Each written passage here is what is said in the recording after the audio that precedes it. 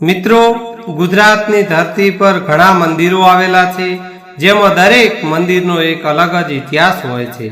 एवुं ज एक पौराणिक अने जे सदियों पहेलानुं नहीं परंतु युगों पहेलानुं एक अद्भुत ऐतिहासिक मंदिर आवेलुं छे, ज्यां वावमां मां भगवती हाजरा हाजुर बिराजमान छे। अने मित्रों, एवुं कहेवाय छे के त्रेता युगमां आ माताजीना दर्शन करवा माटे अने ब्रह्म हत्यानुं पाप धोवा माटे स्वयं भगवान श्री रामचंद्रजी पण अहींया आव्या हता अने धर्मराजाए पण अहींया तप कर्युं हतुं। आवी पवित्र अने पावन धरा पर राज राजेश्वरी मां मोढेश्वरी मातंगी माताजी बिराजमान छे अने मोढेश्वरी माताजीनुं भव्य मंदिर आवेल छे।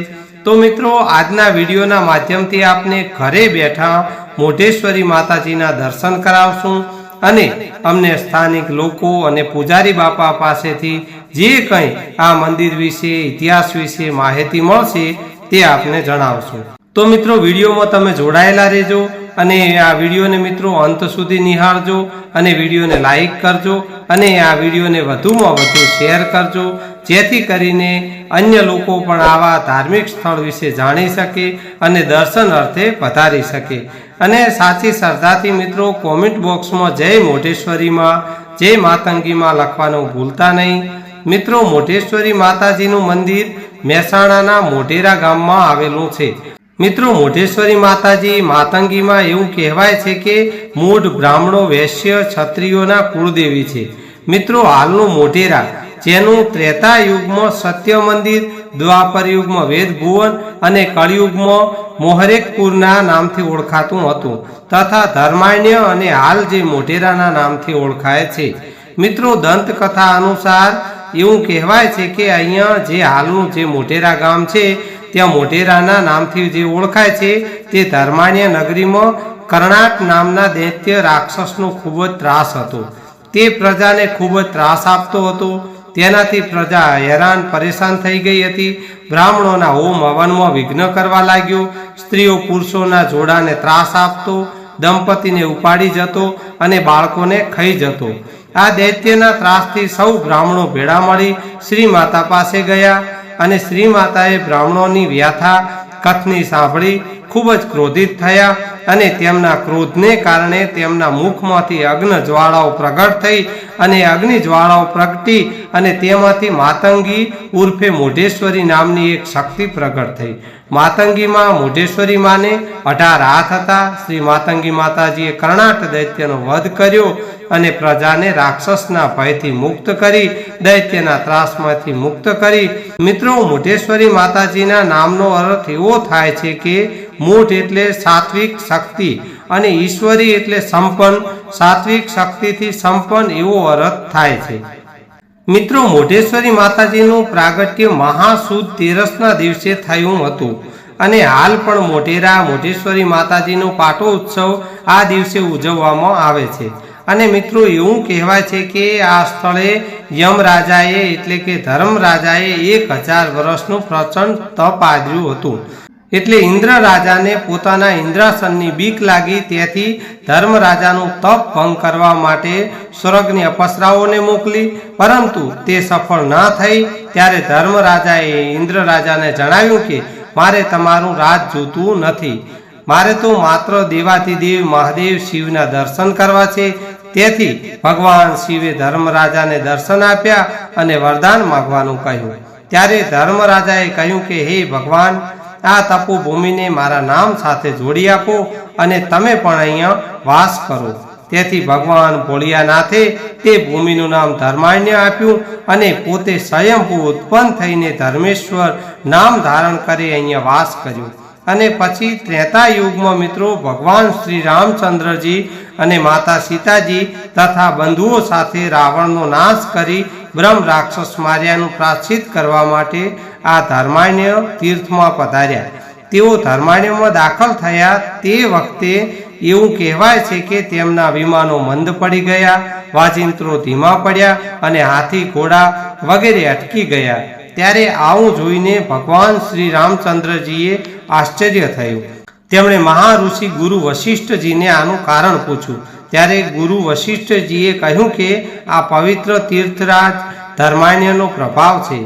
આ તીર્થમાં આપણે બધાએ પગે ચાલીને જવું જોઈએ અને આ તીર્થના પ્રભાવને માન્ય રાખવો જોઈએ. ભગવાન શ્રી રામચંદ્રજી ગુરુની વાતથી સંમત થયા અને બધા પગે ચાલતા આગળ વધ્યા અને શ્રી માતંગી માતાજીના દર્શન કરી આશીર્વાદ લીધા અને સુવર્ણા એટલે કે પુષ્પાવતી નદીને કિનારે પોતાનો મુકામ રાખ્યો. તેમણે પોતાના હાથે ત્યાં રામેશ્વર અને કામેશ્વર મહાદેવની સ્થાપના કરી. આમ મિત્રો યુગો બદલાતા રહ્યા અને સમય વીતતો ગયો અને મિત્રો વિક્રમ સંવંત 1356ની સાલમાં ગુજરાતના રાજા કરણદેવ વાઘેલા હતા અને પાંડવોના પવિત્ર સિંહાસન હસ્તિનાપુર પર હાલનું જે દિલ્હી કહેવાય છે ત્યાં અપવિત્ર રાજા અલ્લાઉદ્દીન ખિલજી આરૂઢ થયો અને અલ્લાઉદ્દીન ખિલજીના સેનાપતિના હાથે ગુજરાતના રાજાનો પરાજય થયો અને ગુજરાત પર મુસ્લિમ રાજનો કારમો કોરડો ફરવા લાગ્યો અને હિન્દુ મંદિરોને તોડવા લાગ્યો અને એવું કહેવાય છે કે મોઢેરા ઉપર ચડાઈ કરી અને સૂર્ય મંદિર અને મોઢેશ્વરી માતાજીનું મંદિર તોડવા માટે આવ્યો. પરંતુ મોઢેરાનો કિલ્લો મિત્રો એટલો મજબૂત હતો તેનાથી આ મોઢેરાનો કિલ્લો તૂટ્યો નહીં અને 6 મહિના સુધી તેને મોઢેરાની બહાર બેસી રહેવું પડ્યું.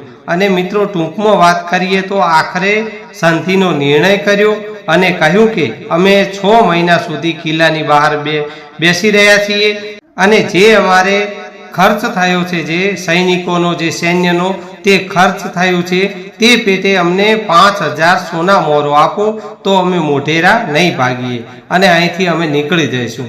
આવી વાત કરીને દરવાજા ખોલાયા અને દરવાજા ખોલતા જ યુદ્ધ શરૂ કરી દીધું. આમ અલ્લાઉદ્દીન ખિલજીના સૈનિકોએ મુસ્લિમોએ દગો કર્યો અને દગાથી મોઢેરામાં પ્રવેશ કર્યો અને સૂર્ય મંદિર તોડ્યું. ત્યારે મિત્રો મોઢેરા ગામના ગ્રામજનોએ અને બ્રાહ્મણોએ આ મોઢેશ્વરી માતાજીની 18 હાથવાળી પ્રતિમા એવું કહેવાય છે કે આ ધર્મ વાવમાં પધરાવી હતી કે જેના કારણે વિધર્મીઓ કોઈ નુકસાન ન પહોંચાડી શકે. અને આમ ઘણા વર્ષો પછી ગુજરાતમાં ગાયકવાડ સરકારનું રાજ આવ્યું અને ઘણા ધાર્મિક સ્થળ અને ઐતિહાસિક સ્થળોનું પુનઃ નિર્માણ પામ્યા.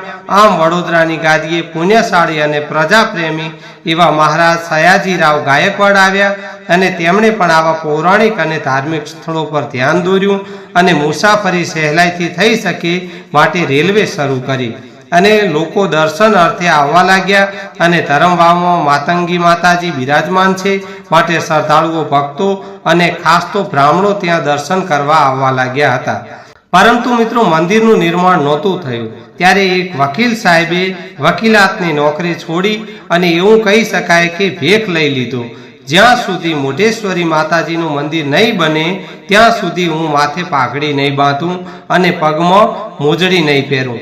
આવી પ્રતીક્ષા અને દૃઢ નિશ્ચય લીધો.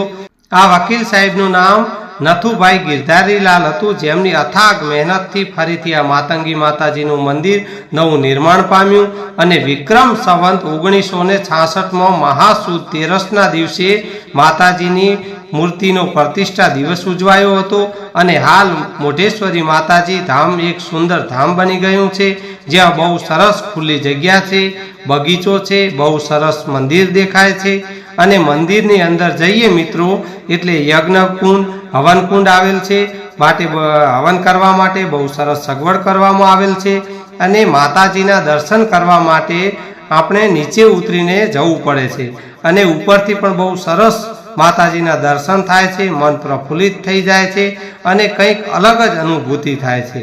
મિત્રો મંદિરમાં માતાજીના દર્શન કરવા નીચે ઉતરીએ એટલે બહુ સરસ માતાજીની 18 હાથવાળી પ્રતિમાના દર્શન થાય છે.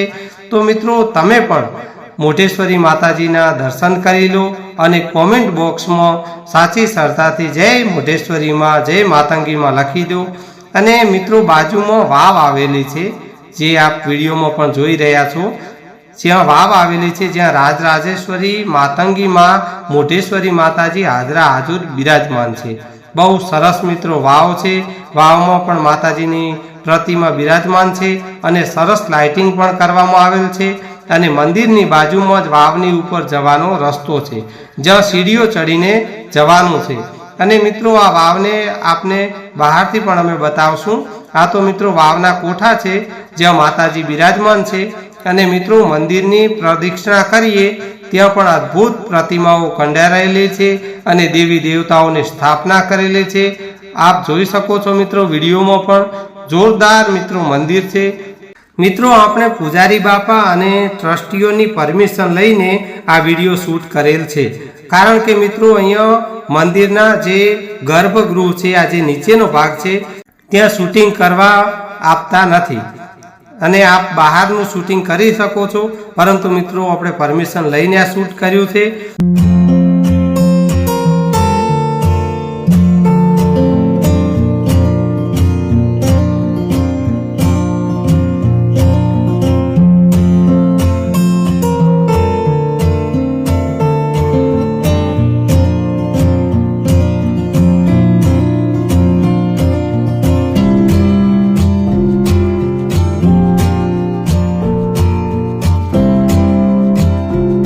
મિત્રો મોઢેશ્વરી માતાજીના મંદિરની બાજુમાં બીજા પણ ઘણા નાના મોટા મંદિરો આવેલા છે।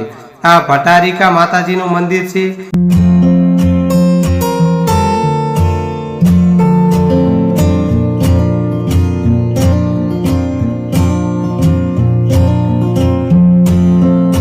અને બાજુમાં જ વાવ છે। મિત્રો આપને અંદર જે મંદિરમાં વાવમાં જ્યાં માતાજી બિરાજમાન હતા, માતાજીના દર્શન કરાવ્યા હતા, એ મુખ્ય વાવ આ છે અને તે વાવના કોઠાનો ભાગ હતો, જ્યાં પહેલા કોઠાના પગથિયા પર મોઢેશ્વરી માતાજીની પ્રતિમા બિરાજમાન હતી। તો મિત્રો આવી કંઈક વાવ દેખાય છે અને હાલ પણ વાવમાં પાણી છે અને બહારથી આ વાવનું બાંધકામ કરવામાં આવ્યું છે। અને મિત્રો આપણે આગળ વધીએ એટલે ધર્મેશ્વર મહાદેવનું પણ બહુ સરસ મંદિર આવેલું છે। આ વાવની બાજુમાંથી જ ધર્મેશ્વર મહાદેવના મંદિર બાજુ જવાનો રસ્તો છે। મિત્રો ધર્મેશ્વર મહાદેવના મંદિરમાં દાખલ થઈએ એટલે પહેલા તો દેવોના દેવ મહાદેવના દર્શન કરીએ। હર હર મહાદેવ, હર જય ભોલેનાથ। અને મિત્રો મંદિરની જમણી બાજુ ભગવાન શ્રી રામચંદ્રજી, ભગવાન શ્રી રામનું મંદિર છે અને માતાજીઓની પણ પ્રતિમાઓ છે। આ ધર્મેશ્વર મહાદેવના મંદિરની મિત્રો આપણે પ્રદક્ષિણા કરીએ એટલે દેવી દેવતાઓના દર્શન થાય છે।